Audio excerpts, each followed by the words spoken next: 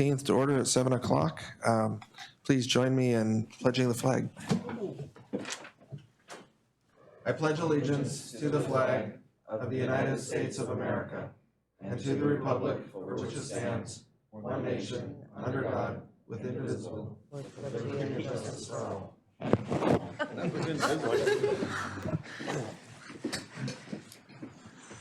Didn't mean to make a revision there. Roll call, please. Mayor Copeland. Here. Tom Baylor. Here. Ken Jones. Here. Jeff Guard. Here. Melina Meyer. Here. Ann Schaefer is absent. David Allison. Here. And David Gleason. Here. That's a quorum of council. Move to approve the agenda. Second. All those in favor? Aye. Opposed? Okay, the agenda will stand as submitted. Does council have any conflicts of interest or ex parte communications to disclose? Hearing none. Communications by and petitions from visitors, and we have a couple of guest speakers tonight. The first is City Legislative Lobbyist, Mr. John Bitney. He has a written report in the packet as well. Thank you, Mayor and Council. I appreciate your time here. I just wanted to do two main things. One is to ask for your support for agenda item number 8 to continue to be Cordova's lobbyist. My contract is expired, and so it was important for me to be here to say that I'd like to continue, and I've enjoyed and been honored to do this since 2011. In summary, I think the first few years doing this for the city, it was an endeavor of trying to get projects brought to Cordova. And since about 2016, it's sort of changed with the state's budget situation of trying to hang on to what we have. And obviously within the last year, things like the Marine Highway have been real frustrating in an endeavor to try to do that. I also just wanted to touch on the report, which was meant to be sort of a summary of things that are going to be happening in the upcoming legislative session, which starts on Tuesday next week in Juneau. I think with the governor's budget that came out in December and what we're hearing from legislators, sort of the takeaway is that the conversations about large budget reductions as a way to balance the state budget seem to be over now. There's still going to continue to be downward pressure on many things, but as far as it being the thrust of the way for the state to balance its budget, that's now sort of off the table with the governor coming out with what I would sort of characterize as a flat level budget. What that does is it shifts the conversation in the legislature now going forward to revenue. In this upcoming session, the main measures will be, first of all, obviously coming up with an amount for the Alaska Permanent Fund dividend. Just to kind of give a perspective of that debate, if we take the calculation of the dividend sort of off the table and look at it as money on the table, if the dividend were about $700 and change, the budget would balance. We would not have a deficit with the numbers as the governor has presented them in December. So it's just a perspective. I'm not trying to advocate for a dividend amount, but in recent years, of course, the $1,600 figure that we've received has become kind of an arbitrary number that they've set every session to try to sort of strike a political balance with voters on what they'll take, if you will, in lieu of the calculation as it's sat for some number of years. Where that's going to end up, we don't know, but I think you can just kind of see the political tension there and trying to figure that out in the budget. That's going to be the big one first. Being an election year, it's not realistic to expect that they're going to do a statewide income or sales tax. There is talk about putting some of those proposals on the table and having conversation, but the ones that seem to have legs, if you will, are the oil tax initiative that appears to now have signatures, and whether or not the legislature will take that up as a measure to pass as a way to take that off the ballot. And then there are two bills. There's Senate Bill 50, which is Click Bishops, used to be called the head tax back in the day. It's technically an employment tax where if you're employed or self-employed, you'd pay a flat fee at the beginning of every calendar year. The bill says it'd be $30. There's definitely going to be movement in hearings on that bill. He's got it slated towards school construction costs is what the money would be used for. Whether that would be to go into the bond debt reimbursement program to try to keep it going, or just, prospectively going forward on new construction projects. The second bill is also by Senator Bishop, which would increase the state motor fuel tax from 8 to 16 cents and the marine fuel tax.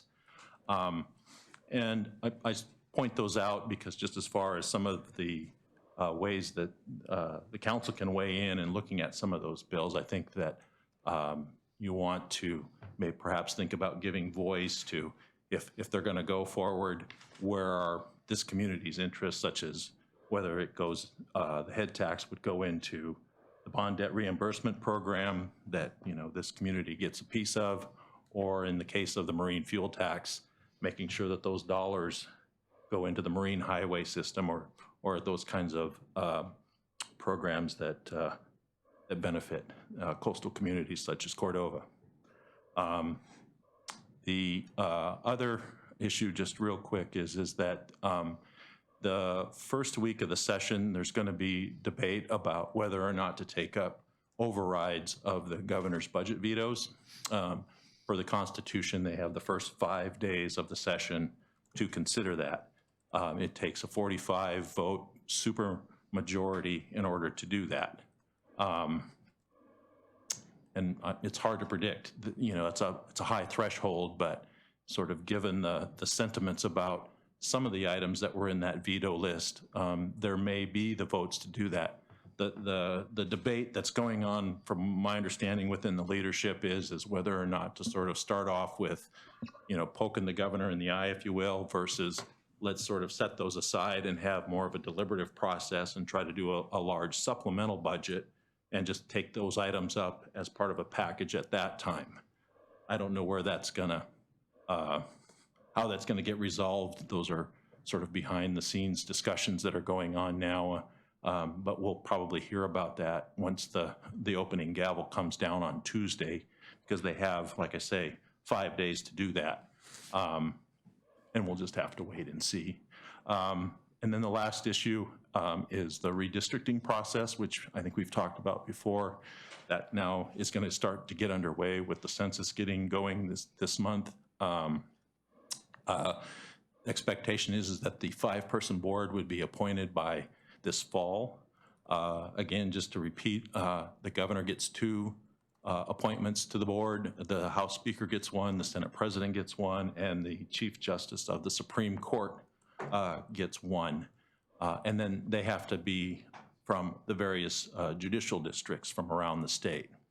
So once that happens, what I would encourage Cordova to do would be to petition the board, once it's formed, to have a hearing here in Cordova during their public hearing process. We did that during the last redistricting, and I think that it really had impact, and there was various scenarios that were on the table at that time, and so it really afforded Cordova an opportunity to communicate directly with the board which ones they liked, which ones they didn't like, and which I think really made a difference in terms of what we ended up with now.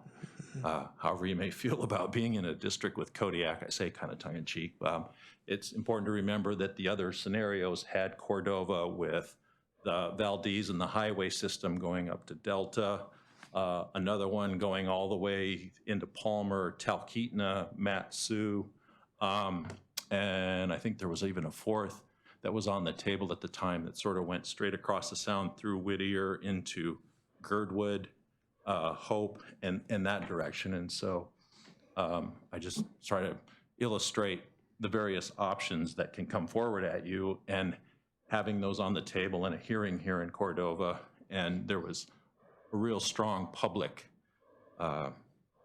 sentiment about, Kodiak was the best option for us, being, commercial fishing and coastal, and so that's kind of how we ended up, and so we'll just have to watch as that process plays out, and so I would see that as kind of being the next sort of action item once that begins to play, is to try to get the board to come here and engage them with whatever options are on the table and try to figure out where we need to go. So thank you for everything, and I'm happy to answer any questions.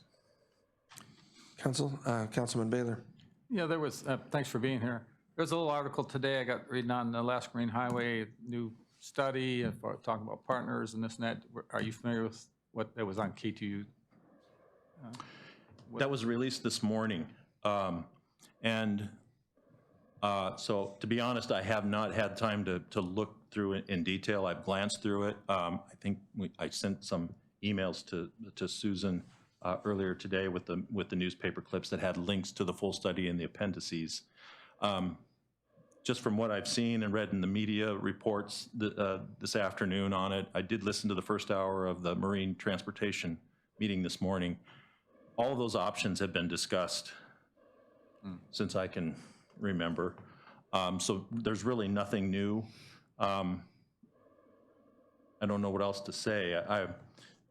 I would just say, I guess this and that, since I've landed here a few hours ago, it's been the number one question, what's going to happen, right?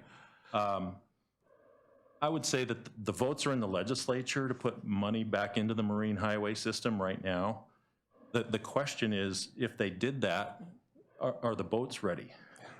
And I don't have an answer for that because they're tied up in Ketchikan, and I think the support is in the legislature to put money back into the system, but hopefully the boats are ready to go once that happens. So I hope that answers your question. Thank you. Other questions, council?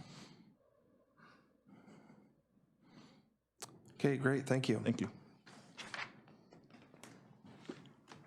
And our next guest speaker is Bob Smith, and he's a committee chairman for the Cordova Fisheries Development Committee. Just give council an update.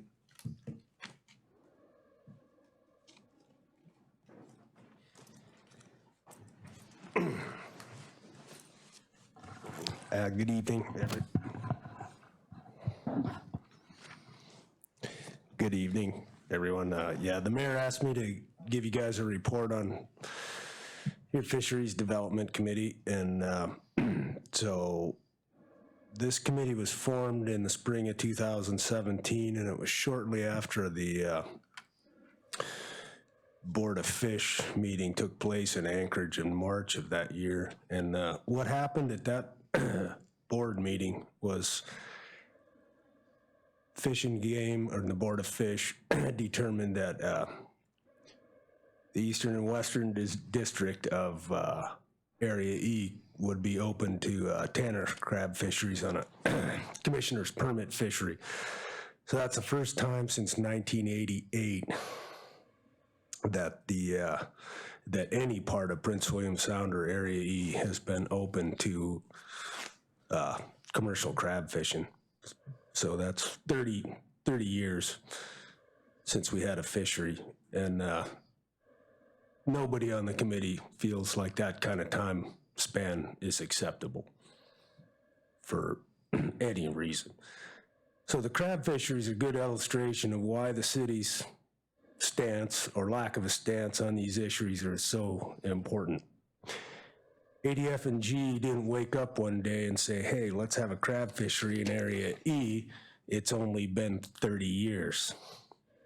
This fishery only happened because of years of persistent effort and pressure from the public, proposals at the Board of Fish, and finally something happened. So just to give it a little historical perspective, when I came here in 1978, in January, it was my first winter in Cordova, and I came to work in the cannery, and there was probably 50 people working full-time, plus overtime at the cannery, and there was 3 canneries working in January, going huckledybuck. So I figured there was probably 50 people at least working at North Pacific steady for months in the wintertime. So there was St. Elias was going, Moorpack was going sometimes, and Chugach was also putting up crab during those years. So also the fleet, of course, you had all the boats fishing and working and all the jobs that that provides. So crab used to be a big-time employer for Cordovans in the winter. So it was closed by the department in 1988. But crab's not the only fishery that Cordova is missing out on, and this is, although the Fisheries Development Committee we've been stuck working on only crab, but there's a lot of things going on that we're missing out on. So pollock's a good one. Pollock, that fishery might be going on right now, but there's millions of pounds that's being caught here, taken to Kodiak. Nobody from Cordova fishes. And Dave, you remember when they used to do it at North Pacific, how many people would work at that plant?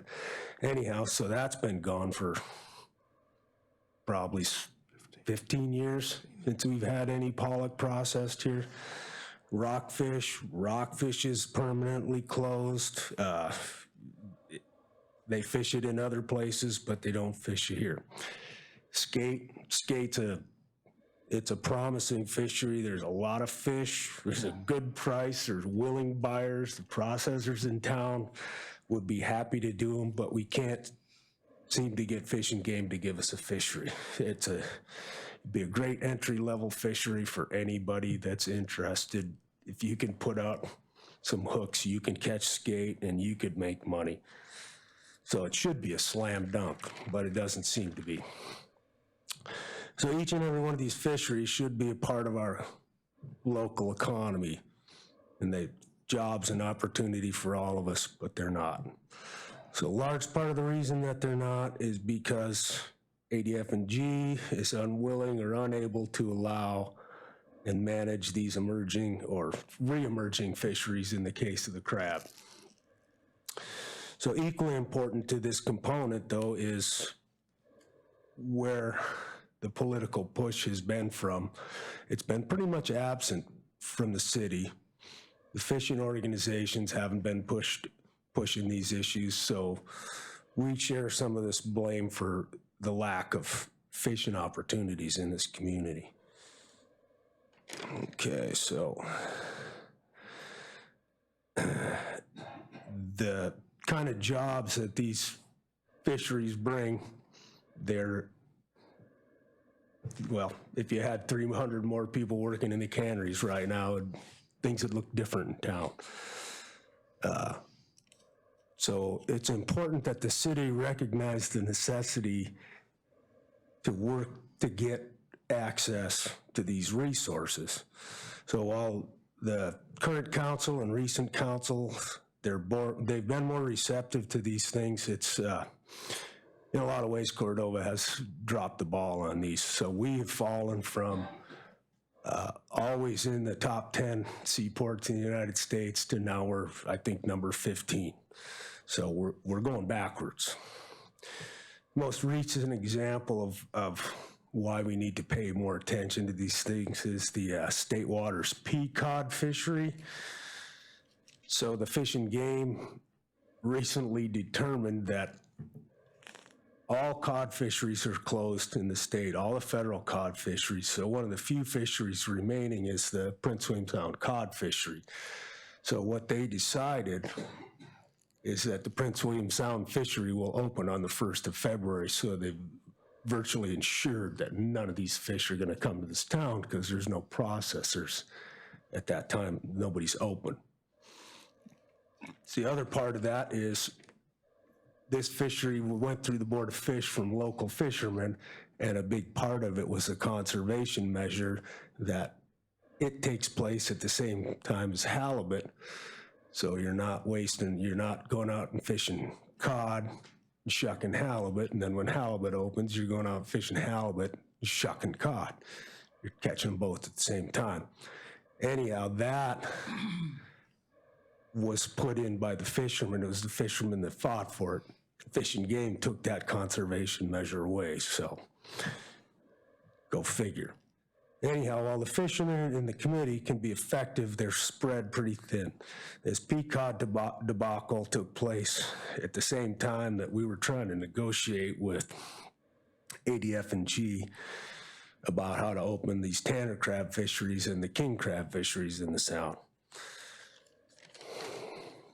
So in order for Cordova to access these resources, it's important that there be an advocate for these fisheries. Somehow we need to keep a handle on it and keep an eye on what's going on. So the king crab fisheries, they're closed into their 4th decade for no discernible reason. The pollock fisheries continues to be harvested here, processed in Kodiak without a job for Cordovans. In order to rectify this, the city has to become more, or should become more proactive. It must be willing to use its political and legal muscle if it's serious about creating these lasting improvement in these fisheries.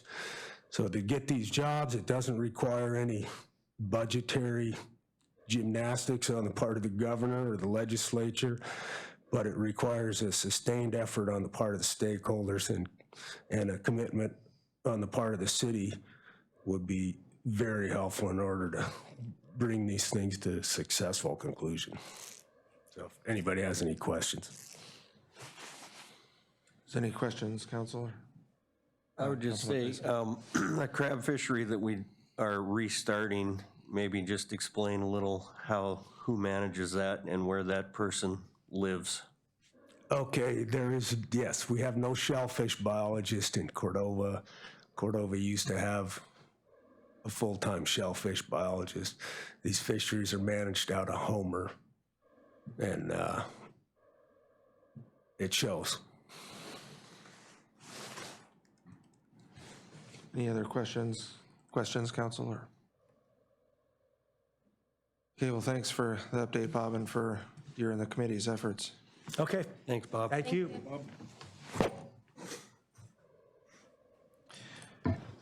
Are there any audience comments regarding agenda items on this evening's agenda? Okay, seeing none, we have chairpersons of boards and commissions. Do we have anyone from the CCMC Authority Board or the school board? Okay. Seeing none, we do have a student council representative. Do you have a report for us, Mr. Deaton? Yes, the student council is very happy that school started again. Haha. There is a tip-off tournament this weekend. We encourage everyone to come out, support your local Wolverines. We're very excited about that, and just happy that school started again. Besides that, nothing else to report. Thank you. Great, thank you.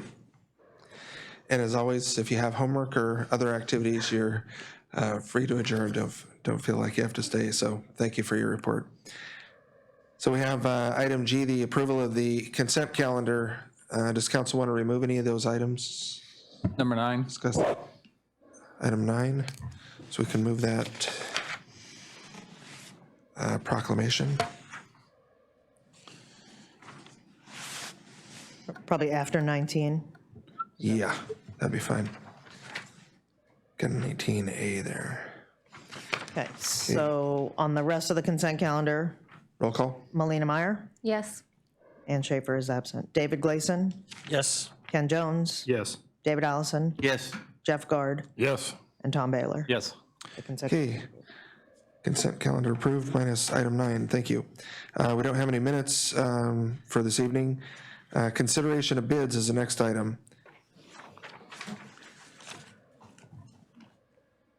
It's item 10 on page 13, and that's a direction to the manager to negotiate with Yukon Equipment for Elgin Pelican Street Sweeper.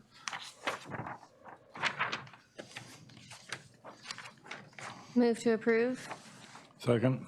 Have a motion and a second. Would you like to speak to the motion, Vice Mayor Meyer? We discussed this last meeting or the meeting before. And I think that we need a new sweeper. I don't know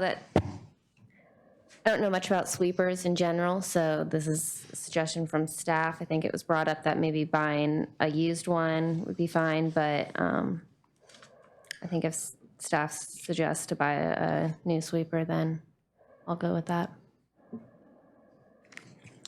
unless someone else knows something more than I do. Councilman Guard? Any further discussion, council? Okay, all those in favor? Oh, Oh, sorry, Councilman Jones. Yeah, I don't really feel convinced that this is necessary. I do appreciate that this is something that's in the budget and not something that they're coming back and asking for money from the permanent fund for. That's not lost on me, but I was hoping Sam was gonna be here tonight, because I don't know, maybe through the chair to Helen, would you be able to, I guess, reiterate some of the points that staff has made to you on why this is necessary, why we can't lease one or buy a used one, why we have to go out and spend $250,000 on a brand new one? I was just going to say, I'm going to defer to Leif. He will gladly talk about this. Yeah, so the sweeper's been kind of an ongoing issue. It's been rebuilt a couple times, which is very, expensive in terms of maintenance. As stated in the memo, it has been listed in the budget as needing replacement. It's 8 years past its useful life. As it relates to the leasing and purchasing of used, this contract is a government contract, so it gets government pricing for procurement. So it is a pretty good deal. I know leasing has been looked at, but they're making money off of a lease, and really buying the equipment new is something that allows our mechanics, to be able to keep up with maintenance, develop a schedule. So those are some of the things I've been hearing. Can I ask a question? Through the Councilman chair, Meyer? through the manager to Leif. So for the sweeper, you guys use it for chip seal and for kind of taking off the debris from winter. Yeah, there's a pretty big in the spring, especially if we have some dry spells, it gets really dusty. And so there are a lot of people actually that call in, and, because we have a lot of paved roads and now chip sealed roads, we're able to sweep up material and reduce dust.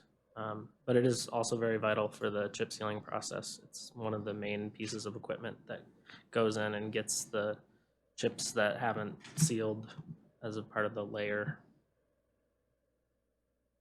For painting too, right? When you paint the streets, you gotta really scrub it with that. Yep.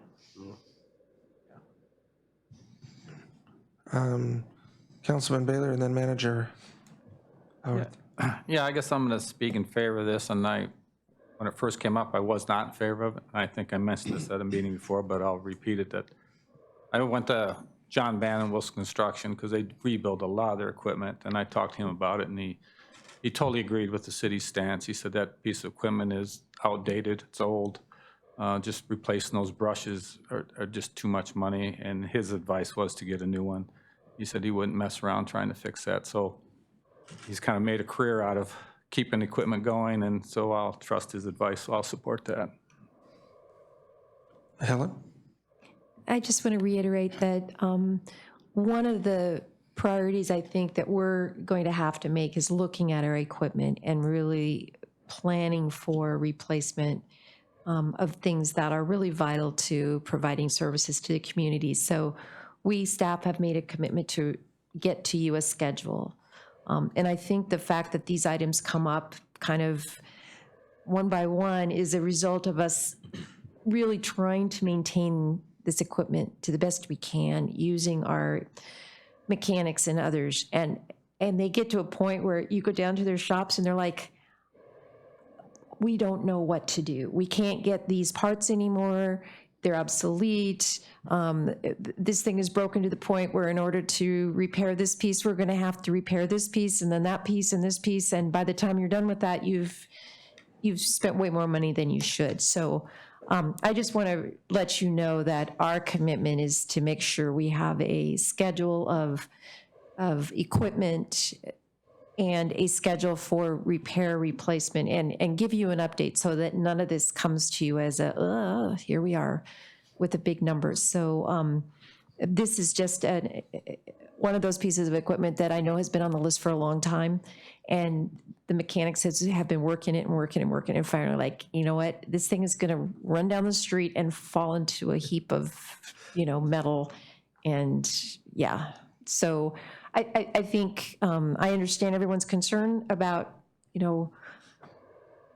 equipment, replacement, purchase, all that sort of stuff. And I think we'll be much more proactive with you guys about how we're handling our equipment from this moment on. So, yeah. And if I could just add to that, one of the exciting things that we're doing for 2020 in Public Works is we're trying to better track our time. And so we're working with a software company to get something set up where we can track the hours that people spend and do our purchasing through that so that we can kind of better account for how much actual expense is going into the maintenance of some of these things. Because I think it would be pretty shocking even for us who hear directly from the people working on the equipment, how much money goes in when you factor in, personnel costs in addition to the actual, parts and pieces that you're purchasing. Any further discussion, council? I guess I have one more question for staff through the chair. So in our budget, we put, it was, I think I'm remembering correctly, $130,000 from the chip seal fund. That was gonna go towards this, and we're talking about another $120,000 on top of that. And I know there was some discussion on, what are we gonna have to do without at the Public Works Department in order to make up that $120,000 gap. And I was just curious if we ever got an answer on that. Yes, we did. Dean's got it. Okay. Okay, so Sam went through the budget and identified ways of collecting the balance that's due. So chip seal money, it's $138,000. That's what we agreed. There's still a balance of $96,000 in that chip seal fund. Chains, we had budgeted $20,000. We had budgeted to purchase chains for all the graders and everything, anticipating there might be ice or snow, and we chew through chains quite a bit. So there's $20,000 there. Sand, we're taking $7,000 out of the sand budget. We're not going to purchase a truck, $50,000 there, and then vehicle parts and everything is $19,000. So we've got it down to the dollar of $234,014, and every other every fund that I've identified, we feel fairly confident that we can make do. Without those things, we'll push them forward to the next year. So that's where the resources are coming from. So it's coming out of chip seal, chains, sand, truck, and vehicle parts and repairs. So, Councilman Baylor. so there won't be any chip sealing done this summer? Is that the result of that? Right, we won't have the equipment to do it. The oil? Right, the sweeper won't have arrived yet to do chip sealing this summer. So, But they still have the old one. I'm like looking over to my guru of whether we would do chip sealing this summer. She does have money in the budget for chips. Yeah, we have some money. We have $96,000 in the budget, but my understanding is that the sweeper wasn't going to arrive in time to do chip sealing this summer. Or are we doing chip sealing this summer?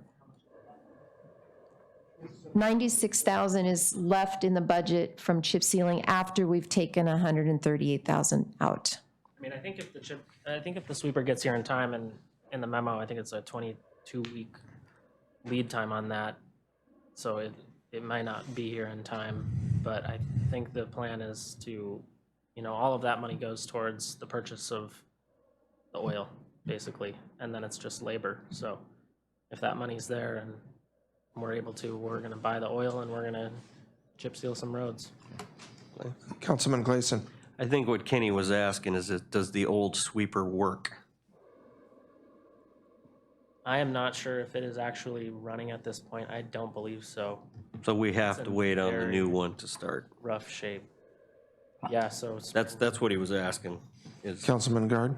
So how far are we going backwards by not chip sealing? Because there's a loss period in here. If you don't maintain your chip sealing, it's like starting all over again. yeah, there definitely is. We do maintenance coats and we try to stay up on our maintenance coats because if we get to a certain point where we're not doing the maintenance coats, then it's kind of a total loss for the road. You need to rework it and then, you know, reapply the initial coats. So we try to stay up on maintenance coats. And I mean, the amount that we budget for chip sealing is pretty minimal as is. I think it's important at least to continue doing some every year, just, you know, from a personnel standpoint of keeping everyone trained and knowing how to operate the equipment. You know, if you've ever seen it, it's quite a coordination process for those people. But I mean, we could always use more. And I just want to say, I think you can hear there's a little bit of a catch-22 going on here. We need a chip sealer. We have a chip sealer that doesn't work. We have to order the chip sealer in order to chip seal. Sweeper. I mean, sweep, yeah, one of those words. So we're in a situation where without this piece of equipment, if we don't get it ordered now, I mean, if we get it ordered now, we still have quite a bit of lead time before it's going to hit us here in Cordova on the ground. The sooner we get it ordered, the sooner we'll have it in-house and the sooner we'll be able to do more chip sealing. And if we don't chip seal, we do lose, what we have done in the past. So at this moment in time, I can honestly say we're all just kind of going, ugh. Okay. We're stuck. Okay, thank you. Councilman Guard, were you in favor of the motion, or? I'm just trying to get a count here. We're having lots of discussion. I've only heard one I in think we need opposition. to get it. Does any other council want to speak in opposition? I just have one other comment, I guess. Yes. The 22 weeks, when I just looked at my phone, I think that puts us like end of June. So they would still be able to chip seal if they didn't get it maybe July, August. I know it's kind of late summer, but Good rainy months to chip. it's not chip sealing all summer. So Same calculation. putting that out there. Any further discussion, council? Okay, all those in favor? Aye. Opposed? Okay, motion carries. Reports to officers. I have a written mayor's report and just wanted to add a few items. I want to remind the community that Cordova was designated a U.S. Coast Guard city by the Coast Guard, and we're going to be having a celebration or an acknowledgement of that at the Variety Show for the Iceworm Festival. So I'd invite the community out that and really appreciate the work that Commander Bronson did to nominate us and get a congressional approval.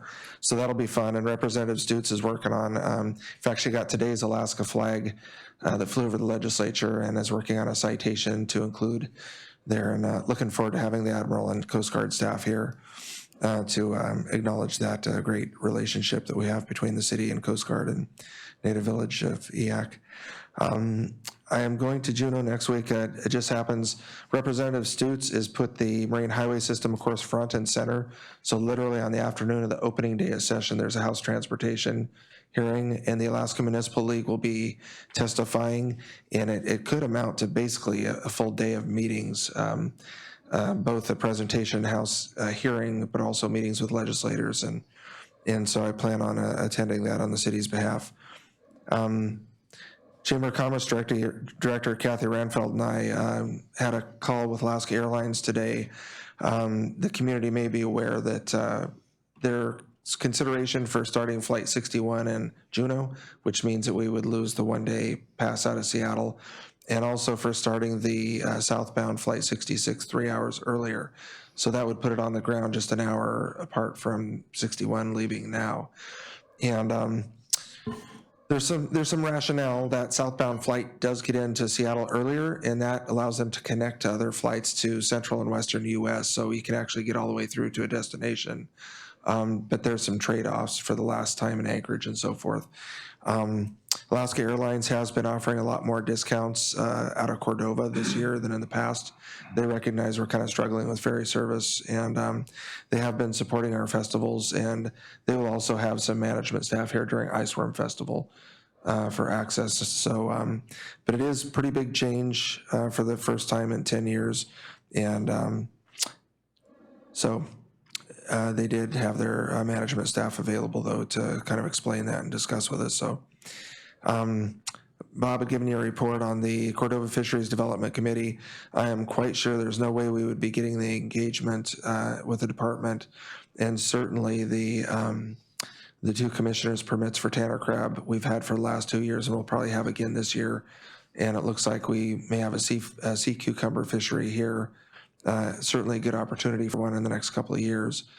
Very close on the northern and Hinchinbrook districts, and I think we're just going to have to switch gears and take a different path there. There's different regulations and barriers to getting those opened up, but even the department's data indicates that there's even better biomass there than where they're fishing, and it's a great opportunity for Cordova. So you heard from lobbyist Bitney, and we did really well on the priorities for last year, especially the harbor Tier 1 harbor matching grant.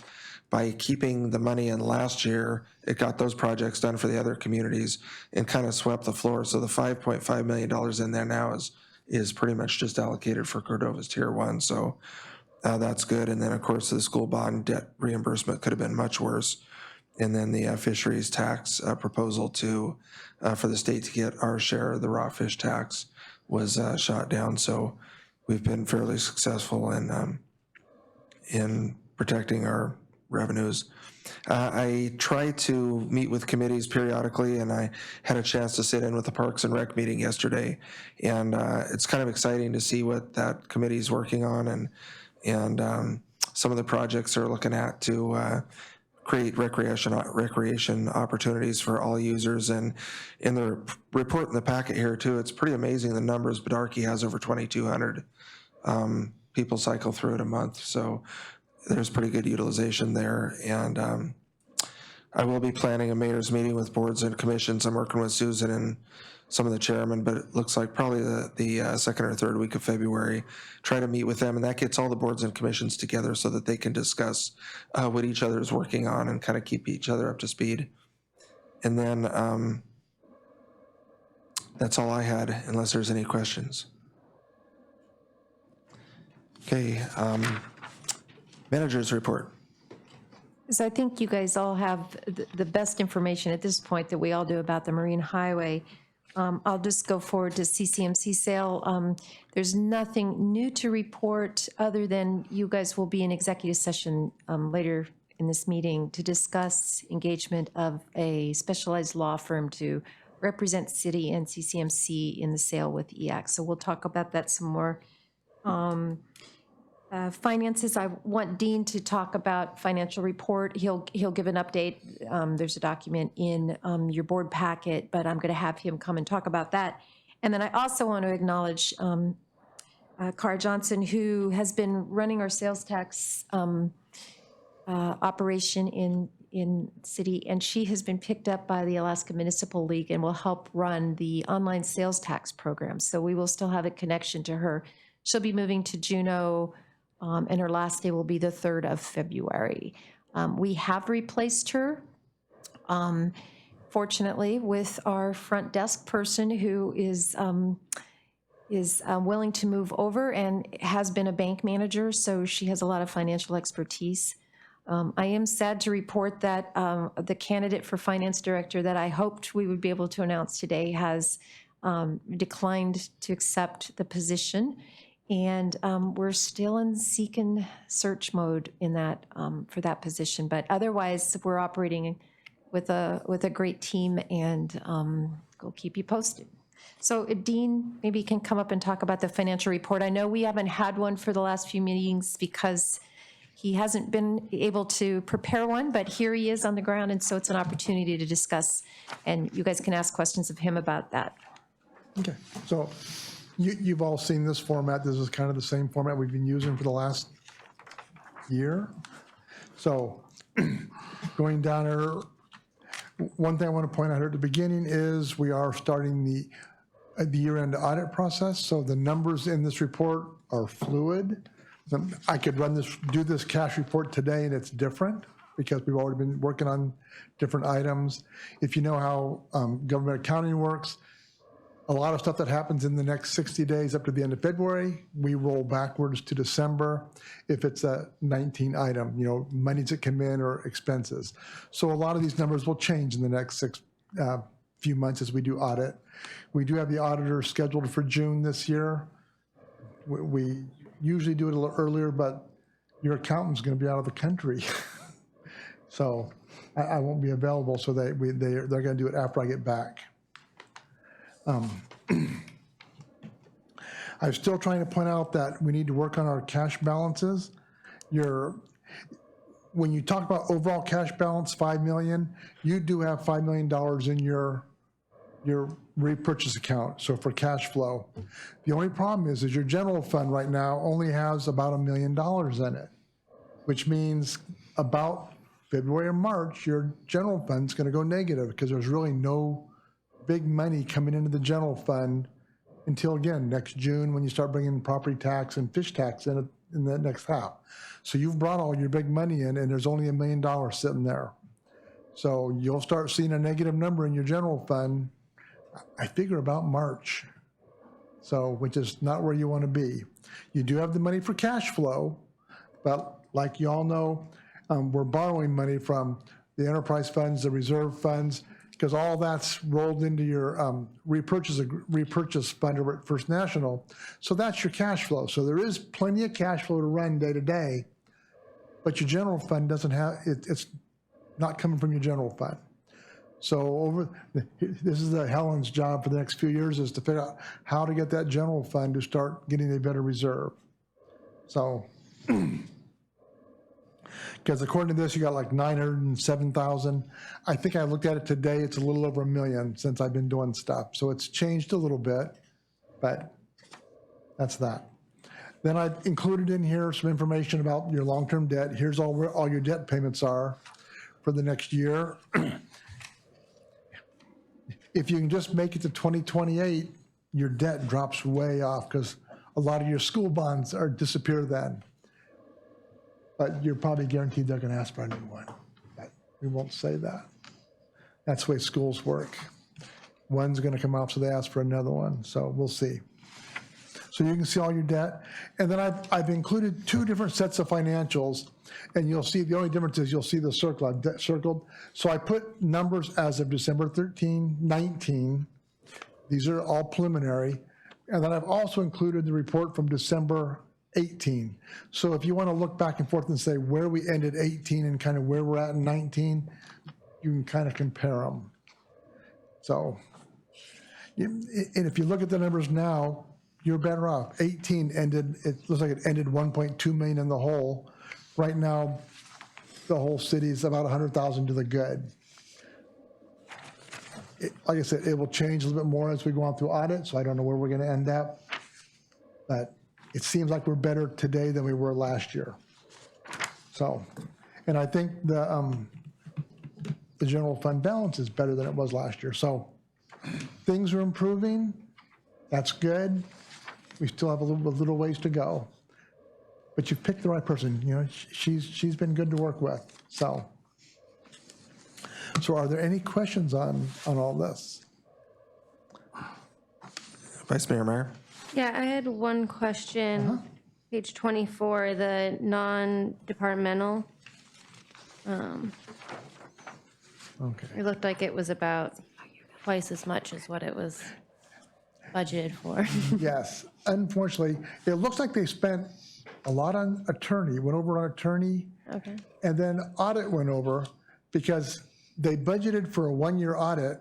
Well, remember last year, we were still trying to finish up 17's audit, then we did 18's audit. So you ended up paying an extra like 30,000 for the 17 audit because of all the stuff that had to be done to finish that they didn't bill. So we went over on the audit also because we were still trying to finish the year before that didn't get done.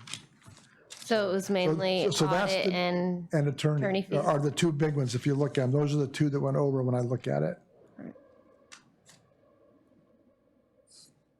Councilman Baylor? So I guess it's for the manager. Do we have a handle on why the attorney's fees were so much? Do we understand? I don't. You weren't here. No Okay. clue. I don't I don't know those. why we spent so much on attorneys. Well, Previous manager something that maybe we need to get a handle on, you think? I think one of the things that we're definitely doing now is tracking monthly and really paying attention. Dean is going to have a good conversation with all the department heads tomorrow in a staff meeting where we're going to go over what the departments did last year, 2019, and what our expectations are for 2020. And when the budget says $20, don't spend 50. Yeah. I think really a lot of the problems we're having now has been, you know, Dean's been cleaning up a lot of things from prior years. And I'm hopeful that at this moment, start of 2020, we have a clean slate and we're moving forward and we have a lot of processes in place to kind of keep track of our budget. So we'll see how that goes. Councilman Baylor? If I remember correctly, the legal fees got out of hand once before, and then I think the manager stepped in and said, you need to talk to a lawyer, it needs to come through me first. So I Yeah. think that's how it kind of got handled, and it dropped significantly after Right. that. So maybe something you need to think about. Yep. Any other questions for Dean? Okay, thank you.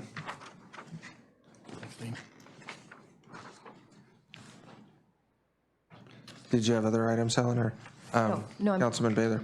Yeah, I still, so on the manager's report, on the last meeting, you gave us a flow chart, city jobs. And I thought you mentioned something that we will discuss that later, or was that just for our information?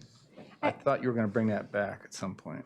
I think we can. I mean, if it's your interest, we can certainly do that. I did not bring it for this meeting and have no real plans. Right at the moment, we have every position filled with the exception of a few that we didn't fund. And those were articulated in the, when we discussed the budget. And the only other position that we have vacant at this moment in time is the finance director. And again, that's just been a continual issue. And poor Dean, we thought today he was going to get to go enjoy a vacation and be done with us, but no. So there was a lot of talk with the last manager on reorganization. What you gave us is what you intend to stay with for now then, is that? Right, because I don't have enough information to know Okay. why we would make a change. And I quite honestly was not given the previous manager didn't give me any indication of what his plans were, so I don't have. He didn't give them to us either. Okay, yeah, all right. Any other questions for the manager? Okay, clerk's report.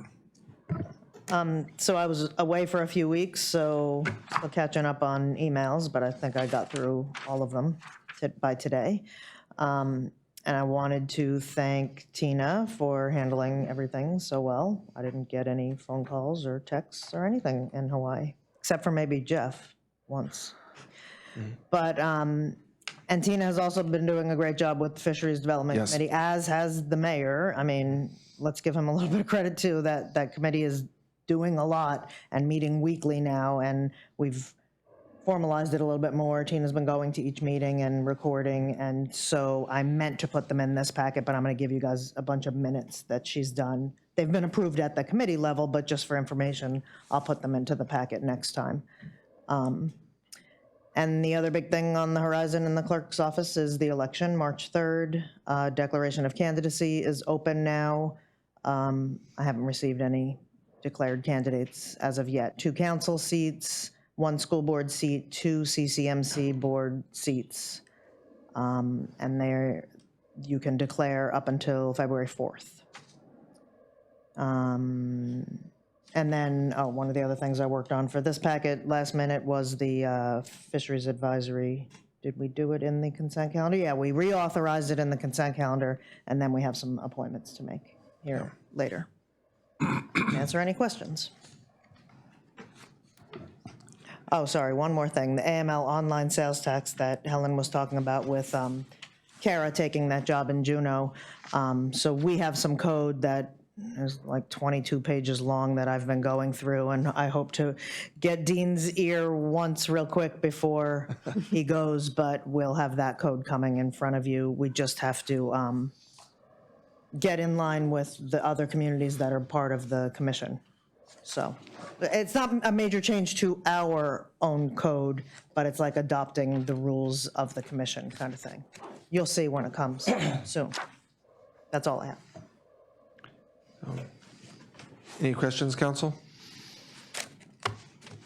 Okay, this reminds me too, I think we'll be coming up on the clerk's evaluation here pretty quick, so I'll get with Helen or HR and we'll get that process started.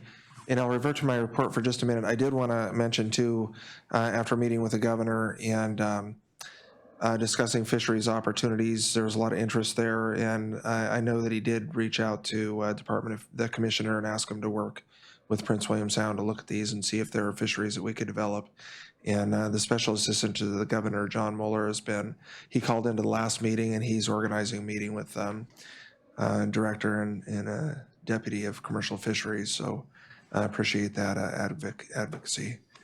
And so next item is the staff quarterly reports are included in the packet, and the lobbyist report that John referred to earlier, and correspondence from the governor from our meeting. And the next item of business is ordinance number 1182, and this is from the public hearing, the ordinance of the City Council of the City of Cordova, Alaska, amending Cordova Municipal Code 4.52.020 to clarify employee health insurance coverage, second reading. Move to approve. Second.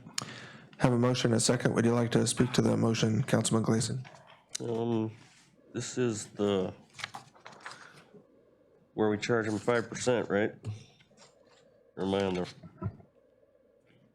Yeah. Correct, 5%. So it just, I'm in favor, obviously, of it, and we'll get a little bit of money out of the exempt employees for their insurance. Councilman Guard? I'm in favor of it basically because it levels the playing field between the union employees and the exempt employees. So we're basically operating under the same set of rules for both of them. Further discussion, council? Hearing none, all those in favor? This is a I'm sorry, roll call. Second reading. David Allison, Yes. Alina Meyer, Yes. Ken Jones, Yes.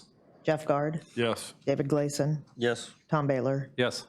and Ann Schaefer is absent. Motion carries 6-0. Mr. Mayor, Councilman Baylor? you went very quickly through the staff reports. I did want to comment on Oh, the yeah, we can revert to those. UBS, if that's all right. Yes, please. Me too, I highlighted it. I'm sorry. Let me get my. So I guess, as you know, I've been kind of speaking up. I think it's time that we kind of do an RFP on this and get some other input from some other companies. I guess I'd remind you that we started with UBS, I think basically kind of on the follow to PISWAC. They were involved with them, and then the people on the board, their council kind of got us going with them. They've since moved on. And I know there's some things that I think we should look at. You know, you look at these returns, and I've asked this question before, what are we paying? You know, what are our fees? You know, and I don't mean percentages, I mean how much are we paying? And these returns are given before those fees are taken out. So that does skew it. And now when you're getting great returns like this, I mean, but when you're only getting 3%, you know, what are the fees? What is that knocking down our returns to? You know, and I look at this note per your instructions, just as cash was raised and distributed and was reinvested. Well, when was that instruction given? Was it time to relook at that? You know, with the climate today, it might be wise to have some cash on the side. But when, you know, I've asked this when Buck was here, what the costs were, and he said, well, somebody in the city should be able to tell you, and that's not an answer. And we've been with them for 10 years. I think it's wise that we go out and, even if we end up staying with them, we should look at some other companies. And it only takes 4 of us to say do it, and the manager can put out an RFP. So it's not a huge deal. But I would recommend that we do it.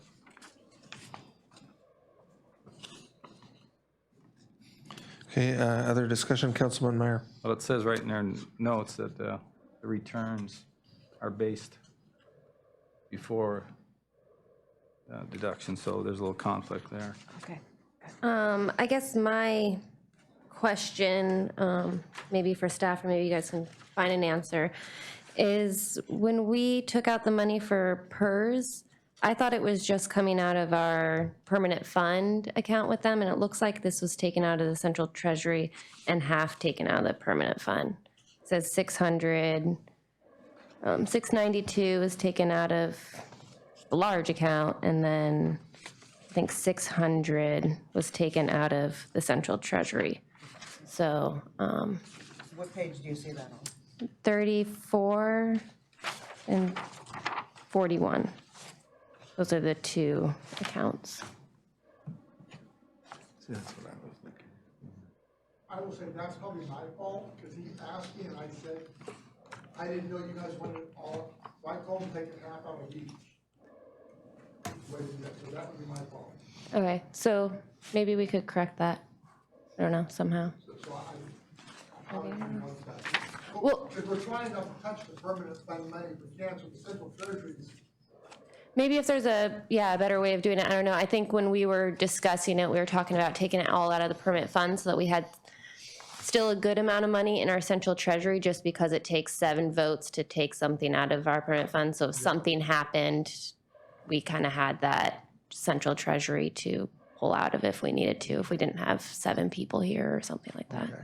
But I don't And know. I guess I wasn't here for the discussion when he asked me that question, and so that was the directions I gave him when he was asking, how do you want this done? Okay. So that would be me, why he took it half and half.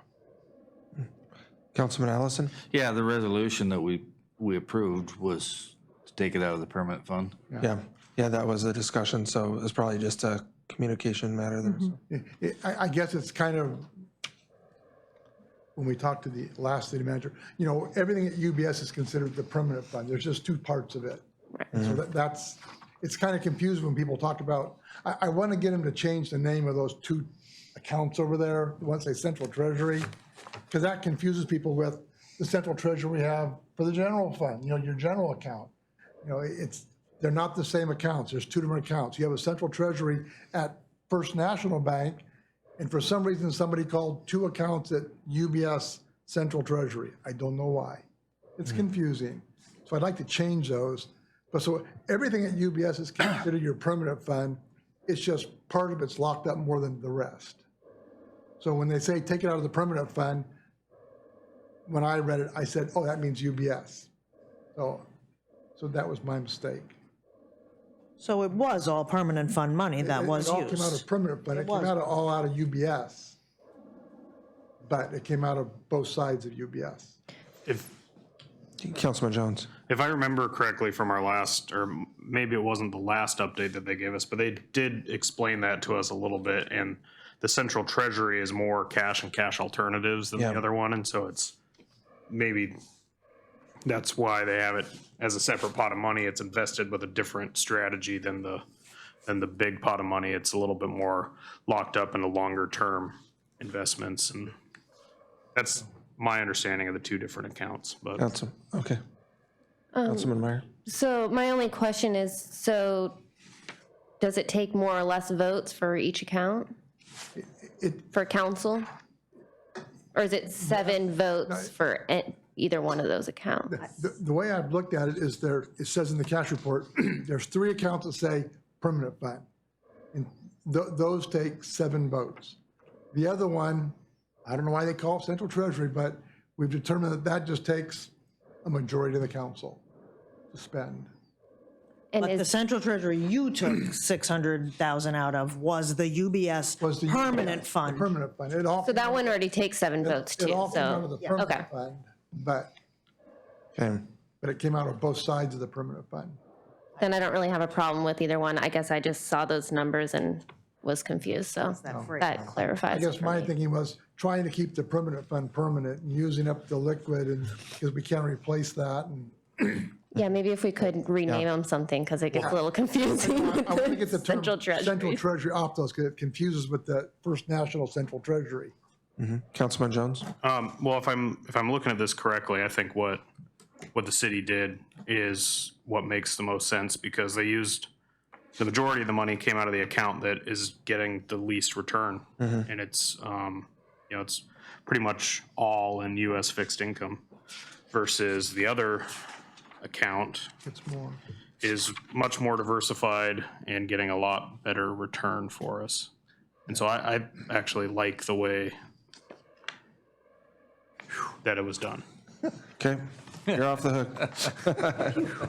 Any other questions or comments on that report or any other staff reports? Okay, so Councilman Baylor, maybe either staff feedback on that or pending agenda item to look at going out to bid for our financial services, so, or both. Councilman Jones? I guess one other question I would have is, unfortunate that Buck or Chad couldn't be here, is, they're giving us these percentages as a, oh, we made 13% or we made 7%. Well, is that the year total earnings after we just took out $1.2 million? Or, because we took that out in November. So really, the actual earnings on the full pot of money would have been lower than this. Taking out that large of a chunk of money would actually make the earnings look better. And so, 13% for last year wasn't necessarily good in the grand scheme of how things went. And to my recollection, they did give us a schedule of fees over 10 or 12 years, because it's kind of surprised how I have to dig back through all the packets, but it was one sheet in there, because I was surprised it was completely disconnected between when the fees went up and down and when the It investments was percentages. up and down. So that, And this document is net, and I know that I can get clarification for the next council meeting and maybe even have them come in, but I'm happy to go out to bid. And especially if we start getting in tax for the harbor project, we may want to have a different investment strategy around how those monies come and go. I know it'll be shorter term because we'll need to have access to it, but there might be things that we want to look at, so we can do that. Okay, any other questions or comments on staff reports? Okay, seeing none, we'll move back forward in the agenda to item 18, Resolution 01-20-03.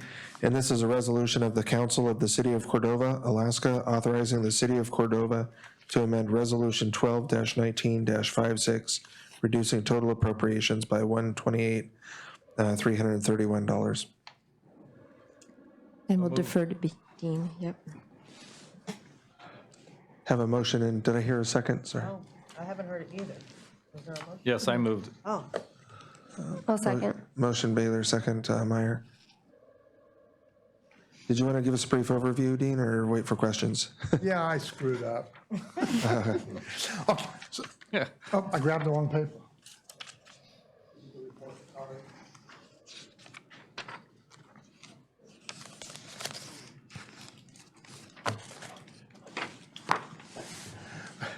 When Helen sent this to me, I wrote this resolution, the way the numbers are spread, which I thought was comparable to the way it was done last year. And when I came here a couple weeks ago, I started inputting the budget into Cassell, and I'm going, this is not working, because due froms weren't tying out. Well, what it comes out is, you see my red marks, there were things that just ended up in the wrong columns. Transfers in and out are not considered revenues or expenses. And in all the enterprise funds, all their transfers were included in their budget. So I needed to go through and pull those out and put them into the transfer column. That's where your reduction in cost is coming from, realigning where the transfers are. And there was actually 2 of our new funds that weren't on last year's resolution, and I missed them. The whole health fund, we needed a budget of $900,000 that didn't get in here. It was in all the detail on the back. Everything that was behind the budget was correct, all the detail stuff. It's just when it was brought forward to the front document that it was put in the wrong columns. So that's all this is doing. That's why it says, this is really not a budget amendment. It's basically just realigning the way the ordinance was presented, because we're not changing the budget at all. The numbers you approved for the budget are the same. All the detail in the back is the same. We didn't change any detail. It's just the way it was presented on the front cover. If you read all these, it says, well, and there was one double budget, because we renamed the vehicle fund for the fire department, and somehow it ended up on the resolution twice with the old name and the new name. So that was 40,000 we took off. But the net of the whole thing is the budget went down, appropriations went down $128,000. You still have all the same transfers between funds, transfers in, transfers out, it's all there, but those aren't considered revenue and they're not considered appropriations when you start talking about accounting. It's weird, but it had to be realigned to make that work. So it's the same budget you passed before, stuff's just in different columns, and it ties out. Oh, where's the? So do we still need a second? We got one from Councilman Meyer. Okay. So that's all I can say. Nothing's changing from the original except what column some stuff shows up in. The backup is all the same. So for example, if there's an interfund transfer in a Harbor Enterprise Fund to purchase a vehicle, that doesn't look like an external expense and an internal revenue. Yeah. That's just an internal fund transfer. So Right, when you transfer money from a reserve fund to the harbor fund to buy something, it's not an expense to the reserve fund, it's just a transfer. Interfund transfer. The expense shows up once. And so what we actually did was double budget some stuff because we put the transfers into the appropriations. So. Councilman Bailey? No comment. Okay, Councilman Meyer. It looks like a lot of these are enterprise funds too, so it doesn't affect. Because a lot of the transfers were in the enterprise fund, between their reserves and the enterprise funds, or between the enterprise funds and the general fund.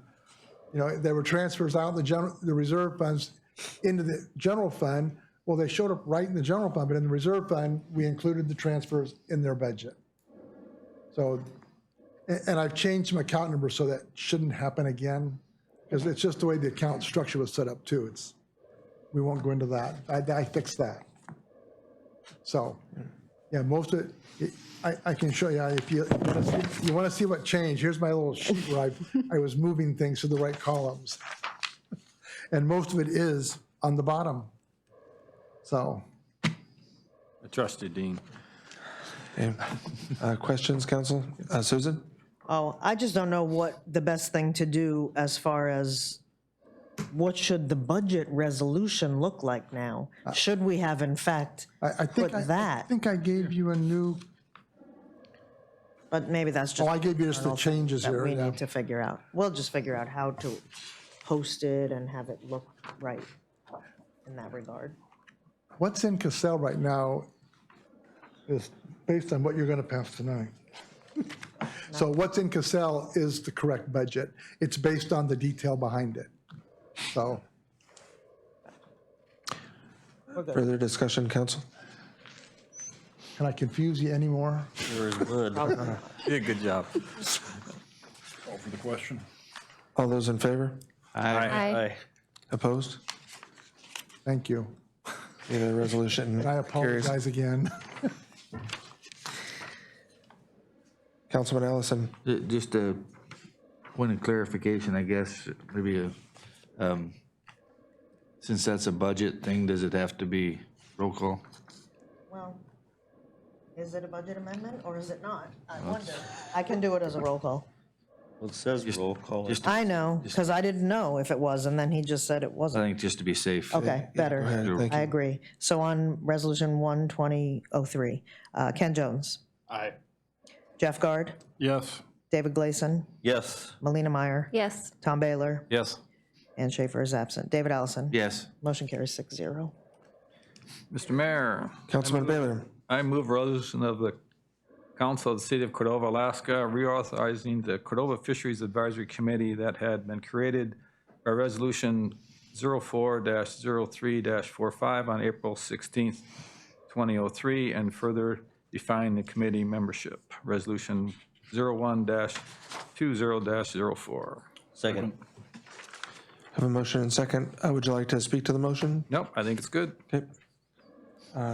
Second, Gleason? Like to speak to it? Good. Okay. Any further discussion? Can I just say, I didn't realize I hadn't put this in the consent calendar, but I kind of took a little leeway there with those 6 descriptors, so you I good saw with that. them? Yeah, I appreciate that. I did look at those. And there's, I don't know that the authorizing language specified which affiliation they were with, but we've maintaining kind of the original intent of the committee that we have a broad-based representation from a processor, a fisherman, CDFU, PISWAC, so forth. So processor is a little challenging right now, so I have been beating the bush a little bit, try to find someone who is here in Cordova year-round that can represent the processors group. So if you want to spread the word a little bit. And this is a positive thing. The reason we're moving to reauthorize this right now is Commercial Fisheries Director Ray Bung has asked that committee to convene and supply recommendations for any management gaps there might be in Area E fisheries so that the department could kind of focus on those as they're in budget constraints. So that's appreciated that they're reaching out to solicit our input. Any further discussion? All those in favor? Aye. Aye. Opposed? Okay, resolution carries. And then we have item 19A that we pulled from the consent agenda, and that's a proclamation for the U.S. Coast Guard. I pulled that just because I thought it deserves its just due. It's important, and rather than just being a consent calendar, and I knew the mayor just wanted to read that first paragraph, so we had it on the record for the public. Okay, so this is a proclamation by the City of Cordova, Alaska, a proclamation by the mayor and council of the City of Cordova, Alaska, recognizing the vital importance of the United States Coast Guard to the City of Cordova. Is that good? Yeah. Okay. Well, I just thought it was important. I think I wanted to speak personally too, that I support them, and they provide a vital role, and there's a lot of jobs that their spouses fill in town that are well needed among their other duties, so just appreciate them. Well, thank you. And this recognizes the things that the Coast Guard does for Cordova. And Cordova's also been real proactive in lobbying for the housing, the new housing that was built several years ago now, and other things to help facilitate the Coast Guard's quality of life here in the community. So, Councilman Meyer. Yeah, just to add to that too, the Coast Guard, the presence, especially with the spouses and the housing, really has made a difference that I've seen. I remember when I was younger at the old Coast Guard housing, and they wouldn't always bring their family to Cordova. Sometimes just one of them would come. The rest of their family would live somewhere else, and this wasn't a place where they wanted to be stationed. And I think having their family here in the community and the new housing has really changed that to somewhere where they want to be stationed, so. Unfortunately, some of them retire and stay here, though. More than one. More than a few. There's a few. Yeah, here. I thought I heard Councilman Baylor. What's that? So did we have a motion and second? Councilman Allison. I was just going to move to concur with the mayor's proclamation on the Coast Guard. Have a motion and second. Further discussion? All those in favor? Aye. Aye. Opposed? Okay, thank you, Councilman Baylor. That is an important item, and I look forward to reading that and interfacing with the Coast Guard again, 7 o'clock at the Variety Show, January 31st. Mr. Mayor, Councilman Baylor. I move to approve the authorized city manager Helen Howarth to engage in legal firm Dorsey and Whitney LLP to represent the City of Cordova in the sale of the Cordova Community Medical Center. Second. Have a motion and second. Would you like to speak to the motion? No, I support it. Councilman Guard? Nope, this is a big enough deal, we need representation. Council discussion? Councilman Meyer? Yeah, I guess I just want to put on the record too that we're still in the early stages, but I think getting kind of ahead of it and getting legal counsel to kind of navigate through this process is really important for the city to take right now, just so that we can hopefully make this sale happen, or hopefully make this process happen, and provide good health care for Cordova, however possible. Other discussion, council? Hearing none, all those in favor? Aye. Opposed? Okay, motion carries. Under new and miscellaneous business, we have council concurrence on the mayor's appointments to the Cordova Fisheries Advisory Committee. Move to concur. Second. A motion and a second. Discussion? Hearing none, all those in favor? Aye. Opposed? Okay, motion carries. Pending agenda, calendar, and elected and appointed officials lists. So we discussed competitive bid. That's something that could be on we can put that on the pending agenda. What is it? RFP for, no. For financial services. Do we need it on pending agenda, or are we just going with it? I can't, Helen mentioned it, or do you want a council action item to direct her to go out to bid? I mean, if there's concurrence now and she's saying she's gonna do it, I think we're good. Well, it only takes 2 concurring council members, so if there's one, I'll be the second, so. Okay, so and I think Councilman Allison. I've stated it before, but, I'm only 1 out of 7 votes, but I think the manager has complete authority to go out for an RFP on anything they want to, anytime they want to. So And then bring the if, results. I don't think we need to discuss it any further if the manager is going to go towards that, but if the manager needs us to discuss it, then I'm happy to do that too. So. I'm sorry, is that what I heard, Helen, that you'll just? Yeah, I'm happy to do that. I'll take the Okay. direction. I'll go out and do that. Good, thank you. That's what I want to hear. Other items for pending agenda, calendar, and elected and appointed officials lists? Councilman Jones? On item 15, the MIRAD and build grant for Harbor, just maybe like to add on that Corps of Engineers grant into that discussion. Okay, and I'm sorry, where was that? What page are you on? 73. 73. Okay, 73, that was on item 15. okay, pending okay, agenda. gotcha. Anyone wants to put a Corps of Engineers? And then also on that, maybe look at EVOS grant. I'm not sure if it's a grant, but we do have the largest oil spill response fleet in the state in our harbor. And yeah, I don't know if the boat has sailed on that one yet, but I think that they may have some money left. That might be an option for us to try to get some funding to rebuild our infrastructure that supports oil spill response and supports their mission. So, Okay. So you wanted to put those on the next agenda for action? no, just on the, include it in our discussion that we have coming up after January 1st. I know. It says, Okay, yeah. we have on there MIRAD grant and build grant as just 2 other ideas for grants that the staff can look at, maybe bringing us some information on. Okay. Sure. I heard a nod. Councilman Baylor? Just a comment to staff. I wouldn't let that burn pile issue get pushed out too far. The Science Center is moving forward, and that's going to be a huge cost if we have to take that debris in at some point. So I wouldn't wait to the last minute on that one. I will say when DEC was here and doing the inspection out at the landfill, for all their praise in that, they said their one heartburn was that burn pile, and they are targeted. They've got it in their sights. So Yeah. basically said that. So It'll be a huge budget item, though, if we have to Yeah, process that, I guess is what I'm getting at, is what do we do? yeah, okay. Is that on pending agenda somewhere? No. Yep, 16. item 16. Okay. Oh. Okay, Do we have any ideas, Helen or council, for a work session for February 5th? Is that our next meeting? Yeah, we have 3 weeks between this time.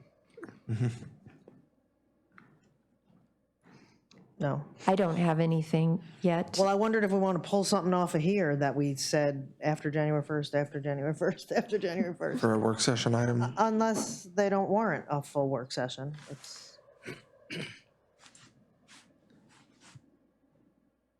okay, I'm not hearing, if we're going to an RFP for UBS, can I take 7 off? For going for an RFP for investments? I don't know, I guess maybe I could leave it there just so we remind ourselves that they did can be, present on that. maybe just keep it as a placeholder, but yeah, we might be able to pull that, so. Okay. Other items for pending agenda? Okay. Audience participation. Anyone in the audience would like to speak to the agenda? Or in general? Okay, seeing none. Council comments. I'll start to my left. Councilman Allison. Good to see everybody this new decade and look forward to the future. Councilman Meyer. Yeah, thanks everyone for coming, and it's nice to have a financial report. Thanks, Dean, for coming in and helping out. And Happy New Year, everyone. Councilman Jones. Thanks for coming out. Councilman Baylor. Yeah, thanks for your hard work, and I think I'd feel better if we got that chip seal question answered, if we're gonna be able to do anything with it, you know. Sam's out of town for just a few days, so we'll have an answer. I Yeah. can email you guys if you want. And one thought I had is you're buying a new sweeper, maybe they'd give you a loaner sweeper until that one comes or something like that, but the maintenance and upkeep of the existing is pretty important, as Jeff said, if we lose it then. Councilman Gard. Thanks to staff for helping us muddle through all this, and thanks for everybody for coming out. Councilman Gleason. Say thanks, Dean. Oh, yeah. Great job, as usual. And thanks, Clay, for being on that fisheries committee and housing. I guess you field the meetings at your office there, so that's kind of nice. And thanks for coming, Don. You're a one community member. You work for the city. Everybody else is paid. No, I didn't ask for it. And thank you, council, for starting off with a good solid quorum to start the year off. I know Councilman Schaefer's, as she had mentioned, is out for a couple of months for work way down south. We do have a couple of executive session items on tonight's agenda. First is the recommendations from the city manager regarding Sheridan Joyce land disposal negotiations, subject which is a matter of immediate knowledge of which would clearly have an adverse effect upon city finances. So move. Second. Have a motion and a second to go into executive session. Should I read the second executive session item, Susan? Sure. Because we'll probably handle them both. Yeah. So just for the record, the second item is to hear recommendations from city attorney regarding Beecher versus City of Cordova in executive session because a subject which may be considered or matters the immediate knowledge of which would clearly have an adverse effect upon the finances of the government. So move. So you have that motion. All those in favor? Aye. Okay, we'll recess for about 3 minutes to